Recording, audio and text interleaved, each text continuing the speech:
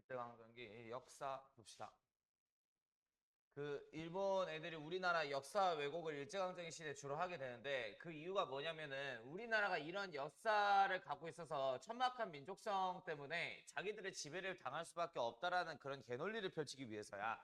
그래서 일제가 일제강점기 때 퍼뜨리고 싶었던 이 역사관을 식민지 조선인에 관련된 역사관이라고 해서 식민사관이라고 통칭을 하는데 일단 일제 식민사관은 총 3개가 있어. 일단 첫 번째 타율성론. 조선 민족들은 민족성 자체가 우둔해서 단 한 번도 민족의 역사를 주체적으로 써 내려간 적이 없는 민족이래. 항상 주변에 강대국가 중국, 만주족, 일본인에 이끌려져서 조선의 역사가 만들어졌다라는 거야. 자기들의 나라 역사를 주체적으로 쓰지 못하고 타율적으로 써진 이런 민족성을 갖고 있기 때문에 일제의 지배를 받는 게 당연하다라는 논리를 타율성론이라고 얘기를 해. 자, 그 다음에 이제 정체성론인데 마르크스라고 하는 정치학자 알 거야. 이 마르크스가 모든 국가는 총 5단계 발전 과정을 거친다라고 정리를 해. 이걸 유물론적 세계관이라고 얘기를 하는데 일단 첫 번째는 아무것도 없는 원시 공산사회로부터 국가가 시작한다라는 거야. 아무것도 없어서 평등한 사회, 구석기 신석기 시대를 말하는 거야. 자, 근데 사유재산이라는 개념이 등장한 이래로 인간들은 이 재산을 뺏기 위해서 뭐를 할까? 전쟁을 하기 시작해. 그럼 전쟁에서 이긴 애들은 지배층이 되고 진 애들은 지배를 당하는 피지배 계급이 되겠다. 이로 인해서 고대 노예제 사회로 접어들게 되는데 특징은 중앙에 있는 왕의 힘이 강하다라는 거. 근데 중앙에 있는 왕의 힘이 약해져 지방의 땅을 갖고 있는 영주들의 힘이 더 강해진단 말이야. 바로 이 지방의 힘이 더 강해졌던 이 시대를 중세 봉건사회라고 얘기를 해. 그리고 이 봉건적 지배 질서의 지배를 받고 있는 상인 계급이 신항로 개척 이후에 돈을 많이 벌게 돼요. 상업활동으로. 그래서 이 상인들이 가지고 있는 자본 갖다가 나라가 왔다리 갔다리 하는 근대 자본주의 사회로 넘어간다는 거야. 이때는 뭐 정치적 계급은 타파됐고 경제적 계급만 있는 사회죠. 마르크스가 이런 말을 합니다. 자본주의의 끝은 바로 공산주의라고. 이유가 뭐냐면 이 자본주의가 계속되게 되면 빈부격차 문제는 심각해지겠지. 그러면 소수는 행복하고 다수는 불행한 사회가 되게 되는데 야, 그 사람들은 불행하게 살고 싶어 해? 행복하게 살고 싶잖아. 결국 다수의 불행한 인민들이 혁명을 일으켜서 공산주의 즉 미래 사회주의 사회로 접어들게 된다라는 이런 논리를 펼쳐요.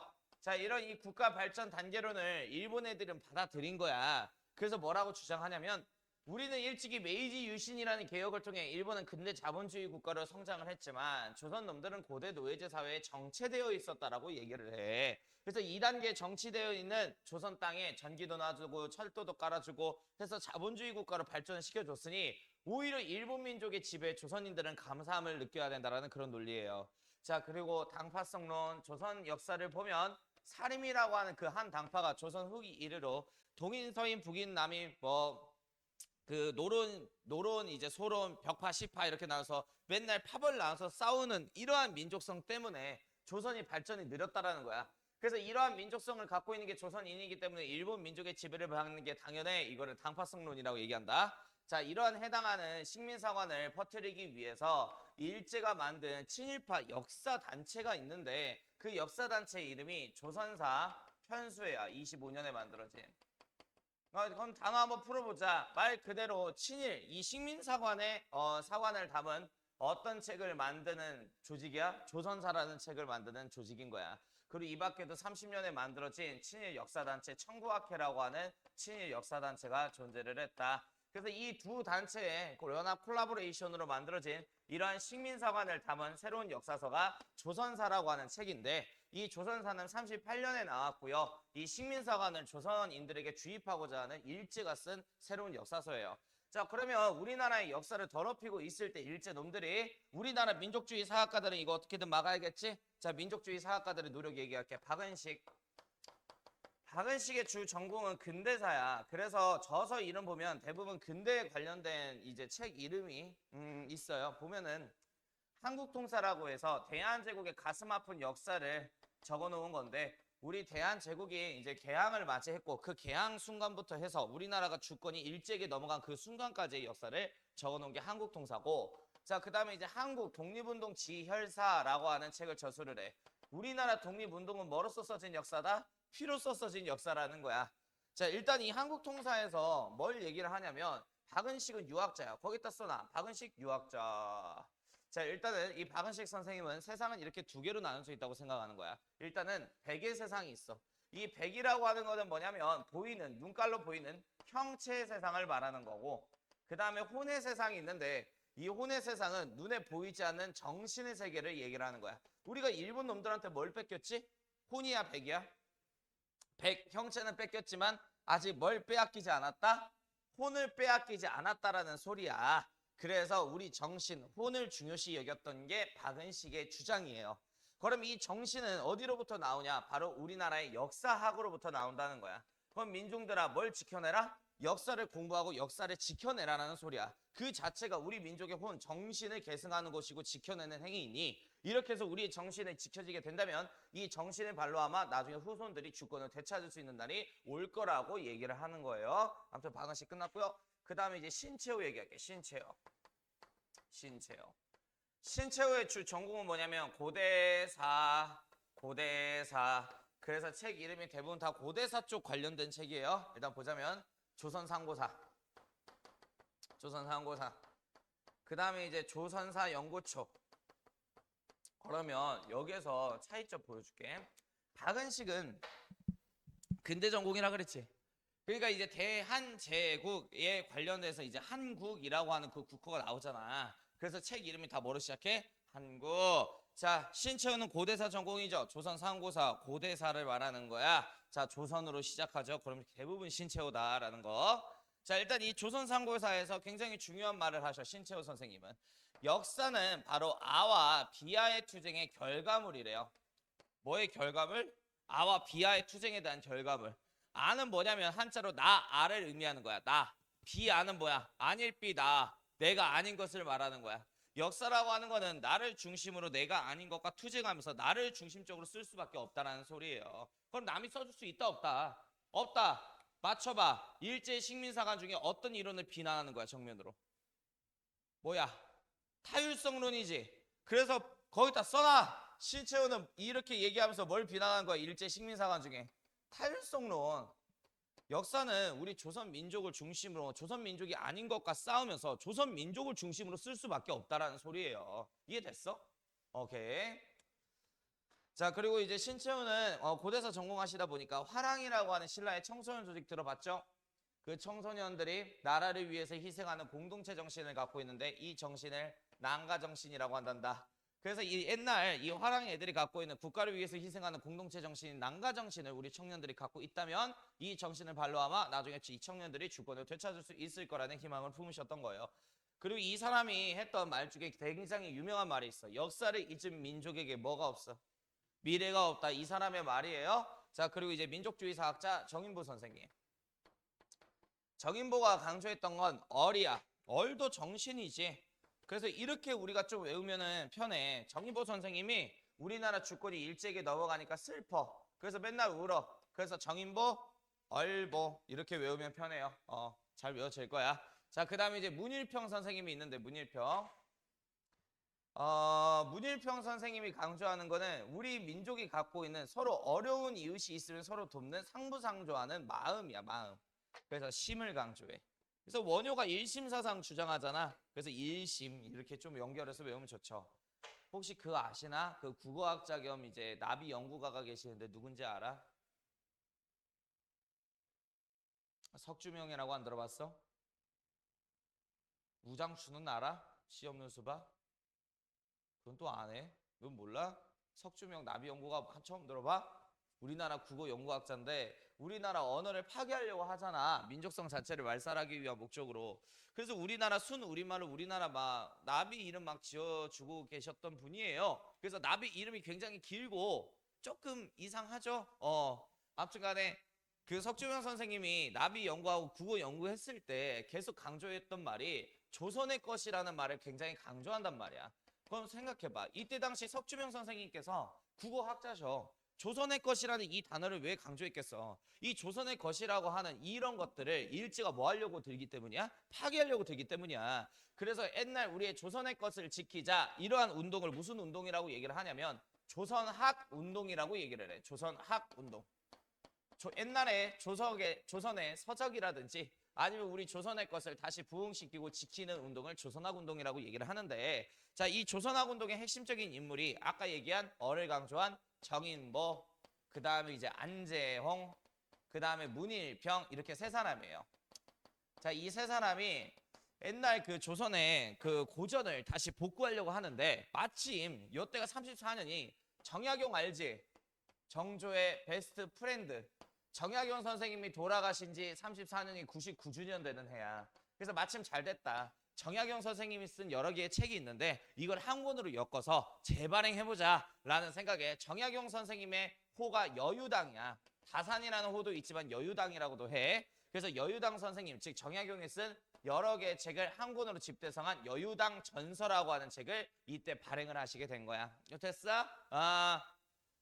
자, 그리고 이제 사회주의 역사학자 백남훈에 관련해서 얘기할게요. 백남훈. 자, 이 사람은 무슨 주의 역사학자? 사회주의 역사학자. 그럼 관심사가 뭐겠어? 경제사야. 그래서 책 이름 딱 나오는데 경제사 관련된 책이야. 누구의 업적이야? 사회주의 역사학자 백남훈이야. 그래서 이 백남훈의 저서는 조선사회 경제사라고 하는 저서를 쓰세요. 조선사회 경제사 또는 조선봉건사회 경제사를 쓰게 되는데, 자, 여기서 별표. 백남훈 선생님은 일제식민사관 중 정체성론을 비난한 학자이다. 그래서 이 사람이 우리나라 경제사를 연구를 해본 결과 조선 후기에 이미 농민들이 갖고 있는 자본과 상인들이 갖고 있는 자본 갖다가 정치적 신분제도는 붕괴가 되었고 이미 그때 근대 자본주의 싹이 발화되고 있었다라는 주장을 해요. 즉 우리도 세계사적인 이론론적 국가 발전 단계에 맞춰서 똑같이 근대 자본주의로 성장하고 있었다라는 주장을 하신 거야. 일제 정체성론 비난. 자, 그럼 이거가 나오겠다. 신채호는 뭘 비난했지? 타율성론. 백남훈은 정체성론. 자, 그리고 이제 친일 역사단체 진단학회라고 있는데요. 이 진단학회의 핵심적인 인물이 이전에 식민사관에 이제 녹여져 있는 조선사라고 하는 이 왜곡된 역사를 만든 조선사 편수회 출신의 이병도와 손진태야. 이 사람들이 우리나라 한국사 교과서 초본을 만들었기 때문에 친일 행위에 대해서 미화하는 표현이 한국사 교과서에서 조금 있는 거예요. 아직도 그런 좀 살짝 미화된 표현을 못 지운 한국사 교과서가 있는데 그 교과서 이거 유튜브에 올릴 거라 이름은 말 못하겠다. 좀 심해. 니네 교과서야. 니네 교과서라고. 니네 학교 교과서라고. 근데 또 이게 또 유튜브에 올라오면은 또 이제 고소당할 수도 있어요. 어제 대한민국 임시정부 영상 강의 새벽 3시인가 그렇게 해서 찍고 있었는데 새벽 3시에 나 얼마 못 자고 왔어. 올려놨어. 그거 봐, 서연아. 그 임시정부 그거 찍는데 이승만 얘기를 하려다가 힘들더라. 힘들더라. 야, 그래도 내 채널이 구독자 수가 지금 177명인데 대부분 다 학생들이고 막 그래서 문제가 없는데 막 가끔가다 이상한 어르신들도 막 보고 그런다니까. 막 타 학원 강사도 보고 그래. 그래서 말하기가 정말 빡세더라. 어제 강의 찍는데. 그래서 좀 많이 생략했어요. 좀 문제될 부분들은 많이 생략했고. 아무튼 이병도하고 손진태를 중심으로 진단학회라고 하는 친일 역사단체가 만들어져. 자, 이들이 연구해서 만든 학술 잡지가 진단학보야. 34년. 네, 됐어요. 자, 그리고 이제 거기 과학의 날이라고 있을 거고 과학조선이라고 하는 우리나라 과학 잡지가 이때 당시 나왔다라는 거. 그리고 이제 안창남 선생님이 고급 비행을 처음 하시게 되는데 안창남 선생님이 일본 도쿄 가가지고 비행기 조종술을 배웠다. 이유가 뭐냐면 일본 수도가 어디야? 도쿄야. 그래서 이 도쿄를 전투기 타고 공습 때리려고 일본 가고 비행기 조종법을 배운 거야. 이렇게 해서 일본 도쿄에서 출발해서 우리나라까지 처음으로 이제 비행기 타고 오신 분이 안창남 선생님이에요. 이 정도 알고 계시면 될 것 같고, 차민희사 여사님은 저번에 내가 설명을 했을 거야. 대한의 독립을 이끌 청년들을 양성하는 어머니의 역할이 제일 중요하다고 생각해서 밤에 여는 학교를 야학이라 그러죠. 야학에 이제 여자들 불러 모아놓고 가르쳤던 여사님이 차민희사 여사다. 자, 이쪽 파트 끝났고 이제 일제강점기 문학 얘기할게. 자, 일단 이거를 나한테 배우면 나중에 국어 공부할 때 조금 편할 거예요. 자, 일단 오늘 내가 국어 강의를 조금 할게요. 국어 강의를. 전문가는 아니고 그냥 대충 맥락만 잡는 거지 우리는. 자, 일단 이제 1910년대에 유행했던 문학 종류가 있어. 그게 계몽문학이야. 내가 항상 공부하면서 인문학 공부하면서 뭘 풀면서 공부해라? 단어 풀어라. 그래야 조금 이해가 되고 암기가 빨리 된다. 계몽이 무슨 뜻이야? 계몽. 저 개자가 무슨 개자 한자로? 10개예요. 반대지? 10개. 몽자가 무슨 몽자야? 뭐 꿈몽이라고 해석해도 되고 어두울 몽이라고 생각해도 돼. 자, 어둠을 연다라는 거야. 그러면은 어떤 상태가 된다? 깨우치는 상태가 된다. 자, 그럼 이 계몽문학의 목적은 뭐야? 백성들 뭐하게 만들려고? 깨우치게 만들려고. 그래야 항일운동 할 거 아니야, 백성들이. 그래서 이 계몽문학을 유행시킨 요 사람들만 알면 돼요. 그게 뭐냐면 일본 도쿄로 유학 갔던 조선 유학생들이야. 뭐 이광수, 최남선, 홍명희 이런 사람들이 계몽문학 작품을 주로 썼는데, 자, 이분들의 작품 이름 및 내용을 알 필요가 있을까? 없어. 왜? 그게 시험 문제 나오게 되면 이건 역사 문제가 아니라 무슨 문제가 돼버려?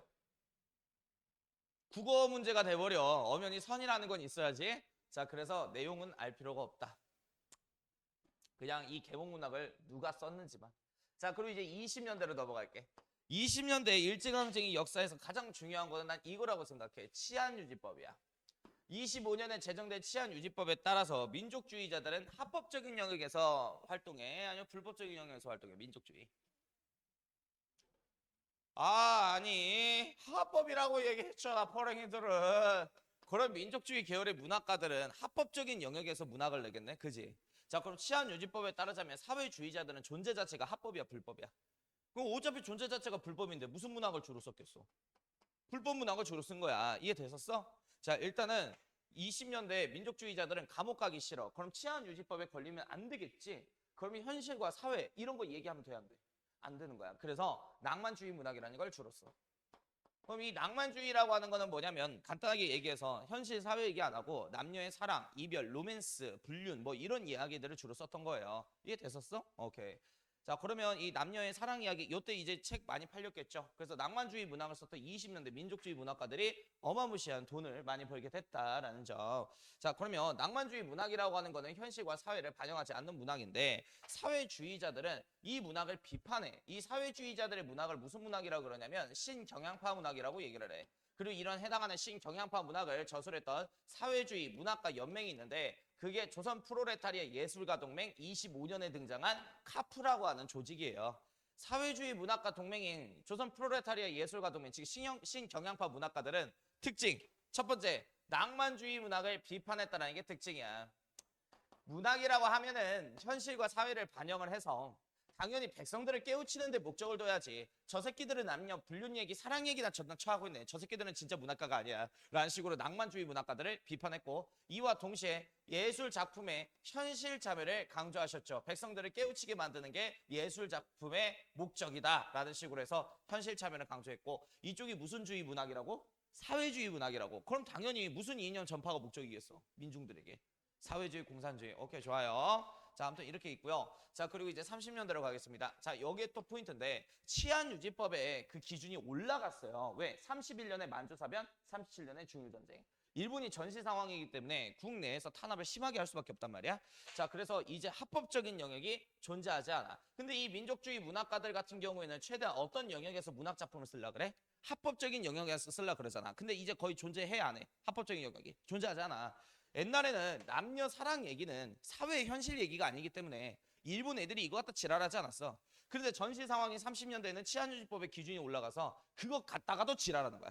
예를 들어 어떤 남자가 바람이 났고 그래서 여자가 화가 나서 남자한테 가서 싸대기를 탁 날렸어. 옛날에 20년대는 이거 갖다 지랄하지 않았다고. 근데 갑자기 30년대 이거 갖다가도 지랄하는 거야. 일제 경찰들이 뭐라 얘기하냐면 바람핀 싸다고 맞은 남자가 일본인을 상징하는 거고 싸다고 때린 여자가 조선인을 상징하는 거지. 이런 식으로 연관지어서 형무소에 수감시켜 버리는 거야.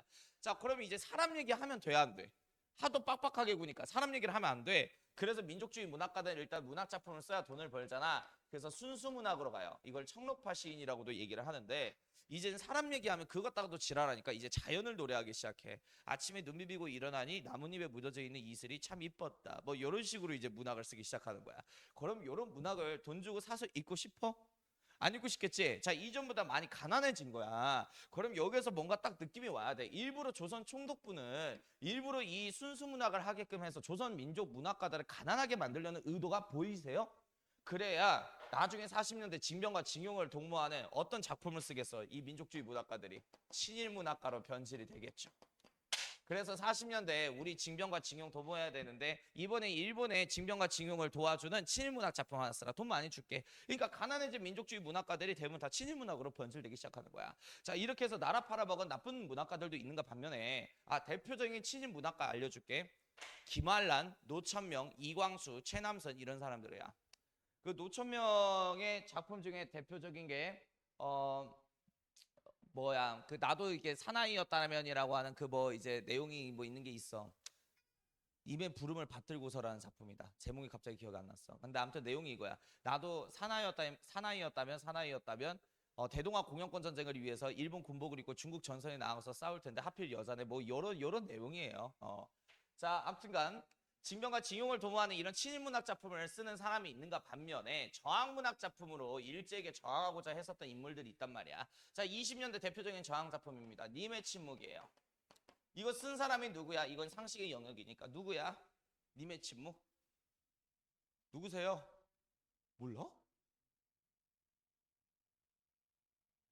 3.1운동 때 불교 대표자 한용운의 작품이잖아. 그래서 작품이 이렇게 시작하잖아. 님은 같습니다. 님은 같습니다. 내가 얘기했지. 화자는 내가 말하고자 하는 의미를 어디에다가 함축한다고? 단어. 그럼 단어를 풀면서 읽으라 그랬잖아. 그럼 여기서 님은 같습니다. 님은 같대. 그러면 이제 한용운이 일제강점기 시대 시인이지. 그럼 님은 뭘 상징해? 그래. 조국을 말하는 거야. 조국. 그 다른 의미로서 나의 사랑하는 여인으로도 해석할 수가 있겠죠. 그죠? 이런 거 안 배웠냐? 중학교 때? 뭔 이런 고전이야? 이게 니네들 수능 시험 범위야. 고등학교 때 아니면 중학교 때 다 배우게 돼 있다니까. 나와. 자, 그리고 이제 시문의 그날이 오면 30년에 나온. 그러면 봐봐. 또 화자는 뭐에다가 의미를 함축한다? 단어. 문법에다 함축할 수는 없잖아. 그날이 무슨 날이야? 광복의 날이겠죠. 독립의 날, 일제강점기 시대 배경으로 잡을 때. 그러니까 니네들이 제발 글 읽을 때, 그러니까 이게 단어 풀면서 그래서 읽어야 되는 거야. 그래야 니네 머리가 뭔가 구조화하고 이해하기가 좀 편해. 자, 그리고 동아일보에 수록한 최초의 장편 소설, 1930년 상록수야. 상록수가 무슨 의미야? 상록수가 뭐야? 사시사철 푸르른 소나무. 그러니까 자, 단어에다가 화자가 말하고자 하는 말을 압축한다 그랬지. 그러면은 조선 사람들 보고 어떻게 살아라는 거야? 그렇지. 항상 푸르게 변하지 않게 친일로 변하지 말고 조선의 독립을 위해서 열심히 살으라는 거지. 자, 아무튼 이게 이제 시문의 작품이고요. 시문 요 두 작품을 외워놔야 돼. 왜 그러면 시문 선생님이 은근히 잘 나와. 알겠지? 자, 일단 이 상록수는 어떤 신문사에 등재된 거라고? 동아일보에. 동아일보에 1930년 1월부터 이제 올라온 최초의 장편 소설입니다. 우리나라 역사상 최초의. 자, 그리고 이성환 선생님의 빼앗긴 들에게도 봄은 오는가. 자, 그럼 이 빼앗긴 들은 뭐야? 뭘 상징해? 그래. 우리나라 조국을 말하는 거지. 지금 조국이 처해진 상황. 자, 그럼 봄은 뭐야? 봄. 광복의 날이겠다. 자, 3, 40년대 저항문학 얘기할게. 내가 작품 이름 쓸 테니까 누가 썼는지 말해. 청포도, 광야. 누구 작품이야? 맞지. 30년에 나왔으니까. 청포도 광야. 누구 작품이야 이거?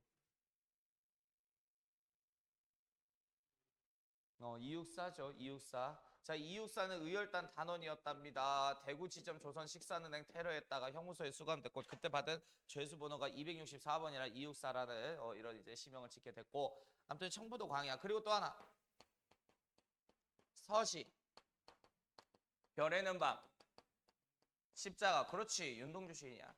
윤동주 시인의 시 특징이 뭐야?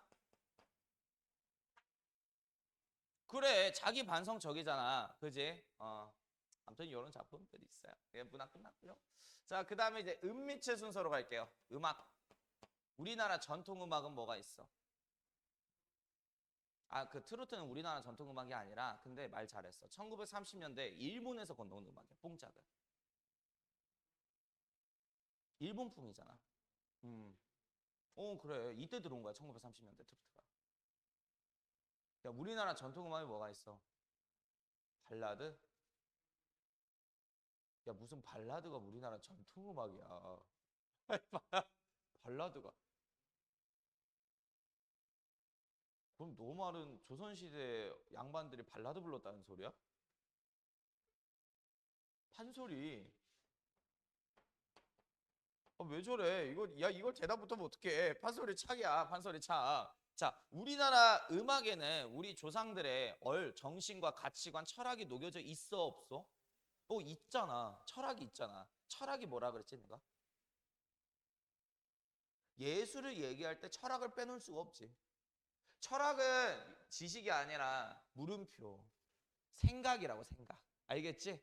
그러니까 당대 사람들의 생각, 철학이 담겨져 있는 거야. 그럼 우리나라의 민족성이 음악에 담겨져 있겠네? 그럼 음악 어떻게 하려고 했겠어? 파괴하려고 했겠죠. 그리고 이제 또 20년대부터 전기가 대중적으로 보급되다 보니까 판소리하고 창 이제 LP판에 녹음이 돼서 축음기로 들을 수가 있어, 이제 집에서. 옛날에는 공연장 갔어야 되는데. 자, 그리고 이제 또 하나 더. 창가. 이거는 뭐냐면 서양에서 반주 따와서 우리나라 말로 가사 입힌 걸 말해. 자, 그리고 이제 대표적인 가곡이 있는데 봉선화라고 하는 가곡이 있어요. 바이올린 연주곡이고 홍남파 선생님이 이제 작곡하신 거고, 그다음에 현재명의 고향생가.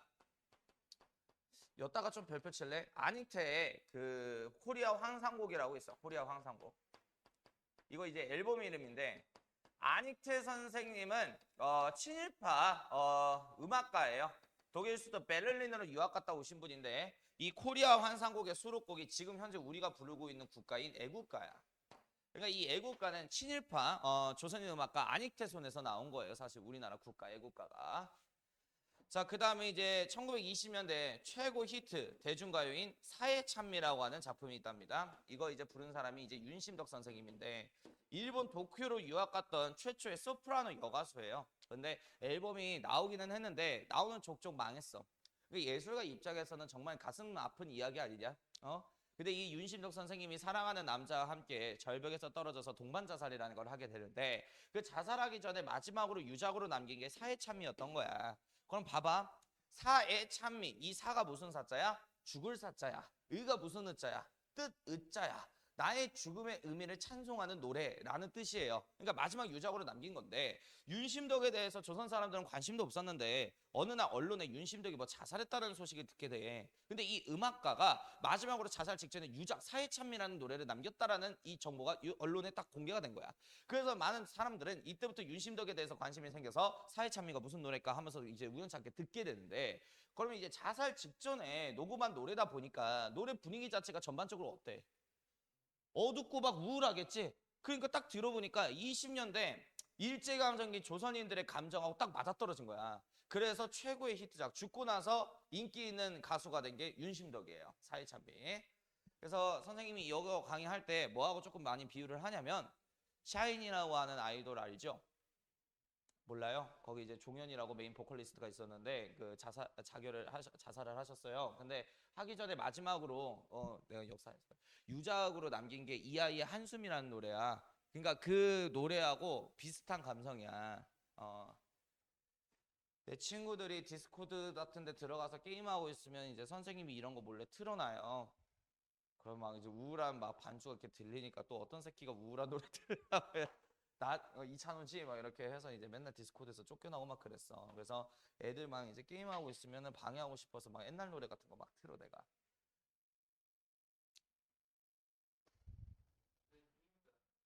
어? 나 게임 많이 했지. 나 니네 나이 때 게임에 미친놈이었어. 나 때는 서든어택이 유행이었다. 서든어택. 어? 서든 좀 친다고? 내가 적으면서 헤드샷 제일 높았어. 80%였어. 그냥 얼굴, 그러니까 눈만 마주치면 1초 만에 헤드가 따여요. 그냥 이제 다 헤드만 때리는 거야. 적으면서 이제 라플로 그래도 어느 정도, 어, 그래요. 다 헛짓거리예요, 헛짓거리. 헛짓거리 해봐야 뭐 명예도 없고, 시발 거, 뭐 입시가 잘 되는 것도 아니고, 돈이 되는 것도 아니고, 다 헛된 집착이야. 여기 앞에 있는 선생님이 피파올라인에 300만 원 현질했다. 그러니까 다 헛짓거리예요. 어? 최근에 현질이 한 7달 전이었나? 지금 게임 안 해. 그러니까 게임을 할 수가 없어. 너무 바쁘니까. 근데 가끔 언제 하냐면 명절에 애들끼리 할 게 없으니까 PC방 간단 말이야. 지금도 가. 그래서 이제 PC방 가가지고 게임하는데 보통 피파를 해. 근데 이제 그때 피파 할 때 내 친구 팀에 비해서 내 팀이 밀리는 게 싫어. 그래서 바로 거기서 현장에서 캐시를 질러.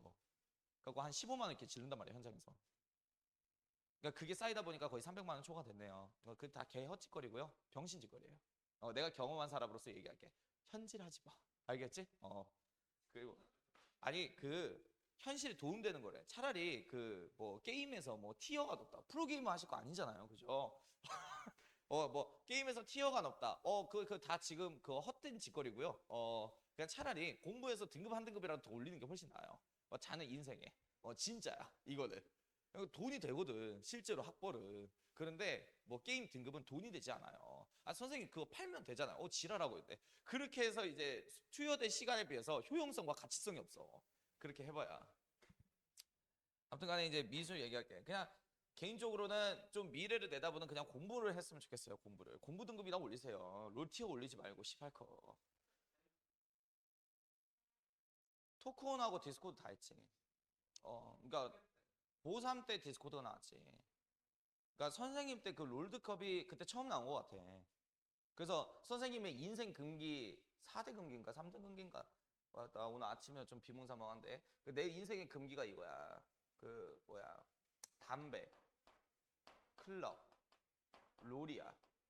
3대 금기야 금기. 왜 그러냐면 다 보면은 아니 근데 나는 여기를 가기 싫어. 클럽을 가기 싫어. 그리고 막 헌트포차 이런 데도 싫어해요.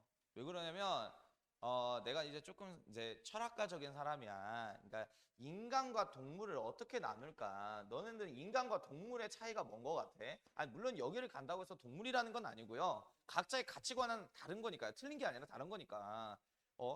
이성이야. 근데 인간도 일단 인간이 이기 전에 동물이잖아. 그럼 뭐가 있어? 본능이라는 게 있어. 근데 인간은 이성도 갖고 있잖아. 그러니까 본능보다 이성이 더 앞장서면은 인간이라고 그러는 거야. 그러니까 여기에 가가지고 막 이제 헌티포차 해갖고 막 이제 부비부비 막 이제 오늘 시간 되세요. 막 번호 따고 막 그러고 있는 거 보면 발정난 강아지들 같아요. 동네에. 뭐가 다를까? 그래서 차라리 그 시간에 도서관에 앉아서 책을 읽고 거기서 만난 인연이 제대로 된 인연 아니겠어? 그러니까 가끔 가다가 어떤 애들이 막 이런 말을 한단 말이야. 자꾸 이상한 남자만 꼬여요. 네가 이상한 데 가 있으니까 꼬이는 거야, 이상한 남자만. 헌팅포차하고 클럽 있는데 애네들이 정상이겠냐고. 20대에 살면 거기에다가 쏟아붓는 게. 그러면 어디서 만나야 돼? 카페나 도서관 가서 만나야 되는 거야. 거기에서 이제 자기 인생 이제 신경 쓰면서 열심히 책 읽고 미래 비전 챙기는 이런 여학생들이 있을 거란 말이야. 근데 간혹 가다가 또 이쁜 애들도 많아요. 그럼 그런 애 옆에 와가지고 이제 사귀는 거죠. 그렇게 되면 둘 다 비전 좋고 돈도 많이 벌고 나중에 이제 안정적인 가정을 이룰 수가 있는데 여기에서 엉덩이 흔드는 애들 사귀면은 이런 말 하면 또 그러겠다. 아니 근데 보통 그렇다는 거야. 보통 클럽에서 만난 인연은 클럽 때문에 헤어지게 돼요. 나중에 남자친구 몰래 거기 또 간다니까. 한 번 가기가 어렵지 가면은 계속 가게 돼 있어요. 사람이 중독성이 커가지고. 그리고 이제 이 롤은 내 인생에서 내 친구들을 망쳐놓은 게임이야. 그때 롤드컵이 엄청 유행 탔는데 애들이 다 고3인데 이거 쳐보고 있다가 수능 성적 다 작살났어요. 그래서 워낙에 잘 만들어진 게임이라 중독성이 강해 발도 들이면 안 되겠다. 근데 이제 피하지 못한 게 있죠. 피파 온라인이라고. 근데 내가 요즘에는 절제가 돼가지고 끊었어. 요즘에 야 근데 정확하게는 선생님 나이가 되게 되면은 이제 게임이 재미가 없어. 딱 니네 나이 때가 게임 제일 재밌었던 것 같아. 나도. 이유가 자유라고 하는 게 주어지잖아. 자유는 동시에 책임도 같이 주어지게 되는 거거든. 이 두 개가 같이 100% 주어지게 되는 게 성인이야. 그럼 대학생 되잖아. 이제 게임 재미없어. 그러니까 억압이 있어야 자유가 단맛이 있는 거야. 근데 억압이 없잖아. 그러면 자유가 싫어요. 오히려. 그래서 다시 억압한 상태로 들어간다니까. 공부한다니까.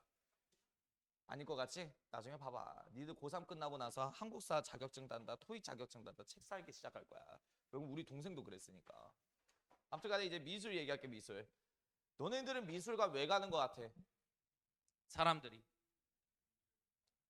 현대미술관 가면 뭐 대충 뭐 이렇게 생긴 작품 있잖아. 이거 막 1억짜리 막 이러잖아. 이렇게 생긴 그림. 그리고 막 사람들 가서 계속 쳐다보잖아. 왜 그러고 있을까요? 시간이 남아나서? 멍 때리러 미술관까지 가? 돈 주고? 집에서 때리면 돼. 자, 미술에는 뭐가 담겨져 있게? 화가의 철학이 담겨져 있는 거야. 뭐가 담겨져 있다고? 철학. 그래서 이걸 보면서 화자가 왜 이런 색감을 표현했지? 그리고 화자가 일단은 이 붓질을 처음 했을 때 거세네 뭔가 화자가 뭔가 다짐을 하고 이렇게 그었나 보다 하면서 맞추는 거야. 그 사람을 그리는 거라고. 재밌겠지?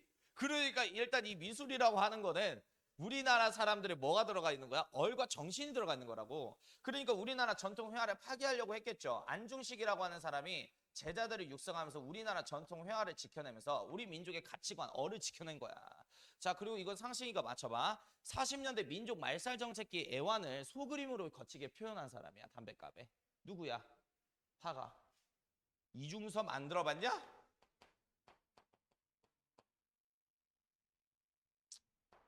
예, 이중섭이고요. 나혜석의 별표, 이 사람이 많이 나와. 나혜석은 일본에 가서 유화기법을 배워오신 화가야. 유화가 뭐야? 유화. 기름으로 이제 그리는 거죠. 자, 아무튼 이 나혜석은 일본 도쿄에서 친일파 부자 조선인하고 전략 결혼을 한 다음에요. 그 조선인의 자본금 갖다가 경성에서 유화 전시회를 열었어요. 그리고 그 조선인하고 이혼 때려버리게 되거든. 그래서 이혼 고백서라고 하는 책을 저술을 하게 되는데 원래 이제 조선 사람들한테 이혼은 흠이었단 말이야. 하지만 자기 이혼했다고 당당하게 밝히는 책 하나 낸 거야. 그러니까 이게 뭘 상징하는 거냐면 일제강점기 세대 여자들, 즉 모던걸, 신여성들의 가치관을 보여주는 대표적인 책인 거야. 이혼 고백서. 그 다음에 우리나라 뭐 후민정음, 해례본, 불상, 전통 미술 같은 거를 자기 자비로 이제 지켜냈던 위대하신 부자가 있어요. 그게 간송 전영필 선생님이야. 일제강점기 시대 사람이었고. 자, 그 다음에 이제 체육 얘기할게. 전조선 축구대회, 전조선 야구대회를 사이토 마코토 총독이 매년 성대히 개최해요. 이유가 독립운동 하지 말고 뭐에 신경 써라? 축구, 야구에 신경 써라. 이런 의미야. 자, 그건 안 해도 되고 이거 해. 이거 별표. 일장기 말소 사건. 이건 진짜 많이 나와. 1936년 독일의 수도 베를린에서 베를린 올림픽이 있게 되는데요. 맞춰봐. 1936년 독일 베를린 올림픽을 개최한 독일의 총통은 누굴까? 그때 당시에. 그 사람이 속한 정당 이름이 나치스 나치당이야. 야, 이렇게까지 줬는데 모른다고? 누구야?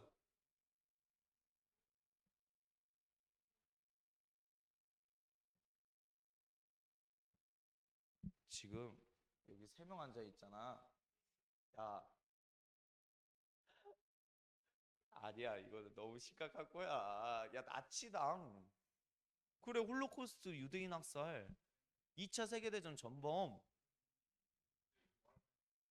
지하에서 자기 머리에다 총 쏴서 죽은 사람 4월 30일에 45년. 와, 아돌프 히틀러.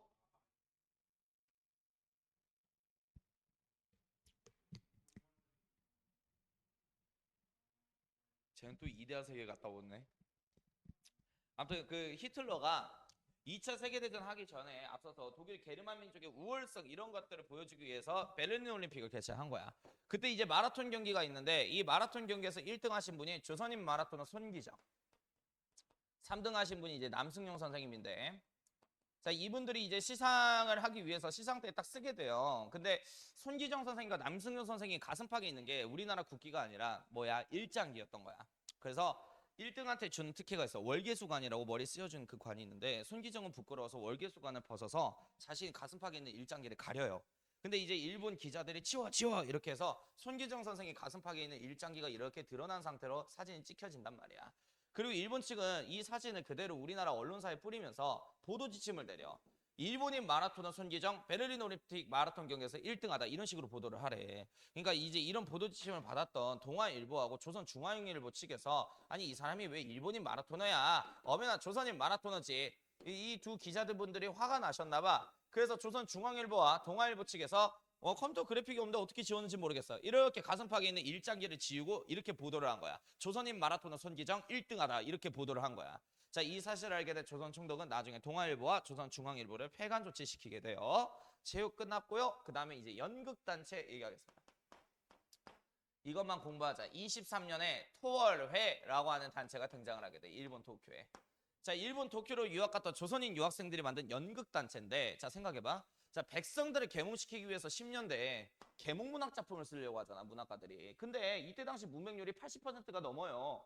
써도 읽어? 백성들이? 못 읽어. 의미 없다라는 거지. 차라리 이 계몽문학에서 전달하고자 하는 현실과 사회를 연극을 통해서 보여주자라는 거야. 연극은 누구나 볼 수 있잖아. 그래서 백성들 계몽 목적으로 만든 연극 단체고요. 이 토어레가 나중에 극예술연구회로 발전하게 되는데 이 극예술연구회가 냈던 대표적인 작품이 토막이라는 작품이야. 맞춰. 가르쳤어. 그럼 이 토막은 어떤 이야기야? 토막은. 토막살인 이런 공포 영화는 아닐 거 아니야. 토막이 뭐야? 토막이. 아니, 맞춰봐.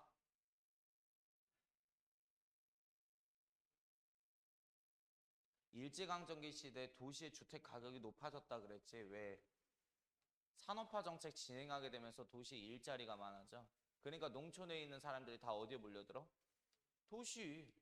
그러니까 도시 주택 가격이 하도 높아서 도시에 있는 사람들이 한강대교 같은 데 밑에다가 천막집 이렇게 지어놓고 산다 그랬잖아. 그걸 토막집이라 그래. 도시 빈민가에 빈민촌의 그 애달픈 그런 현실을 해놓은 게 연극 토막이야. 영화, 시네마, 영화. 1924년에 우리나라 최초의 영화 배급처가 들어오게 됐는데 그게 조선 키네마 주식회사야. 자, 일단은 20년대에는 영화 기술이 그렇게 발전 안 돼가지고 소리가 없는 무성 영화였어. 무성 영화. 그래서 이때 당시 뭐 이제 사진 뭐 수천 장 이렇게 찍어서 빠르게 따다다닥 보여주는 식으로 이제 화면이 이렇게 나왔는데 그럼 소리가 안 나오니까 대신 대본을 읊어주는 사람이 필요하지. 그 직업을 변사라 그래. 그래서 이 변사한테 돈을 많이 찔러줘야 영화가 흥행할 수 있었어. 왜 그러면 돈을 적게 찔러주잖아. 국어책 읽어버리는 거든 변사가. 그럼 아무리 좋은 대본이어도 변사가 그렇게 읽으면 망하겠죠. 자, 이거 기억합시다. 이거 별표. 1926년 10월 1일 날 개봉된 우리나라 최초의 감독, 우리 조선인 감독의 최초의 영화가 있는데 아리랑이에요. 아리랑. 그 친일 지주의 압박으로부터 힘들게 사는 소장농의 비애를 닮은 이런 영화인데 이 아리랑의 감독은 누구냐면 나운규야. 뭐 감독도 나운규, 뭐 이제 조연도 나운규, 보조 출연 나운규, 각본 나운규, 연출 나운규, PD 나운규예요. 더 혼자 다 하셨고요. 근데 이제 주변에 다른 사람들도 이제 배우를 했는데 나운규가 대부분 다 했습니다. 자, 근데 이 나운규의 아리랑이 대히트를 쳤던 이유가 1926년 10월 1일이 조선총독부가 경복궁 긍정전 앞으로 이사 간 날이야. 그래서 그 건물 짓고 막 연회가 막 있었겠지. 그거 봤던 조선인들은 어떤 감정이 있겠어? 역감리 이런 감정을 느꼈겠지. 근데 마침 조선인들의 소장농에 대한 비애를 담은 아리랑이 극장에서 개봉을 했다네. 저 영화 보면서 내 속이나 달래자 해서 이때 당시에 전석 다 매진되고 막 그랬단 말이야. 그래서 최고의 영화 히트작이 아리랑이었고 30년대는 영화 기술이 발전된과 동시에 이제 소리가 나오기 시작해. 이 영화를 유성영화라고 통칭을 한답니다. 그래서 아리랑이 소리가 나오는 다시 유성영화로 개봉이 되게 된 거고 춘향전도 개봉이 되게 됐다. 그리고 이제 40년대에는 징병과 징용을 도모하는 친일 영화 같은 것들이 주로 나왔다.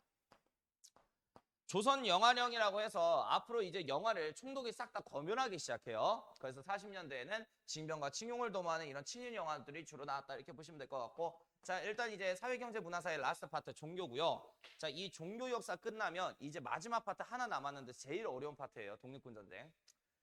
자, 종교 얘기할게. 종교.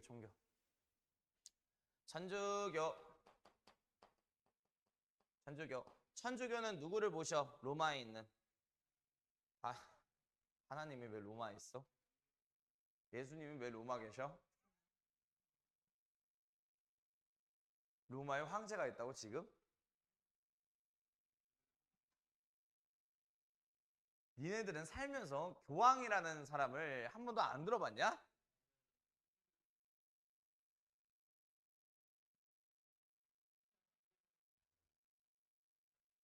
진짜 할 말을 잃어버렸다. 너 세례명 있어? 그러겠네. 세례명 뭐라고? 요한? 그래. 요한 씨 교황을 모르면 어떡해요. 당신인데. 어? 됐어. 천주교. 자, 일단 이 천주교는 교황 따르는 크리스교인들을 말하는 건데 19년에 북간도에 의민단이라고 하는 독립군 군부대를 만들어. 어디 있다고? 북간도에 있어. 근데 이분들이 이제 교황을 따르잖아. 근데 이 교황이 이탈리아 사람이야. 근데 이탈리아는 나중에 2차 세계대전 전범국가 중에 하나예요. 그래서 동맹국인 일본하고 싸우지 말라 그래서 2차 세계대전 이후에는 중립 노선을 타는데 그럼 친일행위를 했냐? 친일행위는 하지 않았고 교육이나 그 다음에 이제 복지 사업에 힘썼던 거야, 천주교가. 자, 그 다음에 이제 개신교, 프로테스탄트죠. 기독교를 말하는 거야. 일단 이 개신교는 우상숭배하면 돼, 안 돼? 안 돼. 근데 일본 애들이 신사참배를 강요하네. 그래서 이 신사참배 할 수 없어요. 거부운동하다가 목사님들이 학살당했다. 이렇게 생각하시면 될 것 같고, 그 다음에 이제 천도교 얘기할게요. 천도교. 천도교는 어떤 종교로부터 출발한 종교다? 동학으로부터 출발한 종교다. 일단 천도교의 일대 교주였던 손병희 선생님께서 3일 만세운동을 하자라고 제안을 했기 때문에 3일 만세운동은 천도교가 계획하고 주도한 거고요. 그 다음에 22년에 2차 3.1운동이 있는데 이거 사료 강의할 때 내가 설명해 줄 거야. 22년에 2차 3.1운동을 계획은 했으나 시행을 못했다라는 거. 자, 그리고 순종이 죽게 되자 무슨 만세운동? 60만세운동도 주도했죠. 천도교 구파가. 자, 그리고 이 밖에도 어린이 운동, 즉 천도교 소년회잖아. 방정환이 천도교 계열이고요. 그 다음에 이제 노동자 운동, 그 다음에 소장농 운동, 여성 운동. 그럼 선생님 그냥 다 한 거네요. 맞아. 다 했어. 알겠지? 자, 천도교의 잡지, 개벽이라는 잡지가 있고요. 별공곤이라는 잡지가 있다라는 점 알고 계시고. 그 다음에 이제 대종교. 대종교는 누구 모시는 종교야? 단군 할아버지. 근데 15년에 데라우치 마사타케가 종교 통제한 정책을 반포하게 되자 그러니까 말 그대로 총독부가 뭐 하겠다는 거야? 종교를 다 통제하겠다라는 거야. 이제 단군을 모실 수가 없게 된 거예요. 그래서 일대교주 나처럼 종교 통제한 정책이 선언되자마자 목숨을 스스로 끊어버리게 됐고요. 이대교주 김교원이 대한의 주권을 되찾고자 북간도에 넘어가. 그래서 북간도에 가서 무슨 군부대 만든다고? 대종교 교인들 갖다가 중강단. 근데 이 중강단의 나중에 사령관으로 김자진 장군을 초빙해서 무슨 군정부로 개편되지? 북간도에 있어서 북로 군정서. 이 북로 군정서의 총사령관은 누구? 김자진. 어디에서 활약해? 청산리 대첩. 따라오죠? 따라오고 계시죠? 예, 불교 갈게요. 불교는 1917년에 사찰령이라고 하는 게 제정이 돼. 사찰령. 말 그대로 사찰 이전 시 만들거나 없앨 경우에 사찰 그 이전 설치 그 다음에 뭐 없애려고 할 때는 조선 총독한테 허가를 맡아라. 그리고 나중에 주지 스님도 데라우치 총독이 직접 임명해. 주지가 뭐야? 그 절에 뭐야? 이거야. 그럼 모든 승려들이 주지가 되고 싶지 않겠냐? 근데 데라우치 총독한테 인맥주만 닫고 돈만 주면 이제 주지가 될 수 있어요. 그러면 대부분 우리나라 사찰들이 다 어떤 성향을 띠게 되겠어? 주지 스님이 다 데라우치 총독이 임명한 놈들이니까. 친일. 그러니까 불교를 더럽히고 있는 거야. 이 총독 새끼가. 그래서 한용운 선생님께서 지금 불교 잘못됐다. 개혁해야 된다. 해서 이제 조선불교 유신회를 사찰령에 저항하기 위해서 만든 거야. 22년에. 그리고 승려들도 이제 일제에 그 건물을 테러하는 의거단체를 만들어. 이게 의열단 같은 승려 조직 만당이에요. 만당. 자, 그 다음에 이제 원불교입니다. 원불교 들어보셨을 거예요. 1916년에 박중빈이라고 하는 교주가 불교 경전을 대중적으로 바꿔서 새롭게 나온 신흥 불교인데요. 이 원불교는 새생활운동이라고 해서 간척사업 및 저축운동 이런 거에 앞장섰던 종교다라는 거. 라스, 유교. 오늘 이것만 하고 끝나면 될 것 같아. 자, 유교 얘기할게. 자, 일단 이 유교는 김창숙이라고 하는 분이 있어. 딱 봐도 남자야, 여자야? 남자야. 유학자니까 남자야. 유학 공부하니까 남자라고. 숙자 들어가면 왜 다 여자로 봐? 자, 남자야. 그래서 이분이 글을 잘 써. 그래서 우리 조선인들도 독립을 원합니다라는 걸 어필하기 위해서 독립청원서를 작성했고요. 이 작성한 독립청원서를 파리가와이에 제출하고 온 게 누구야? 김규식인 거야. 자, 이렇게까지 해가지고 이제 마지막 파트 하나 남았습니다. 네.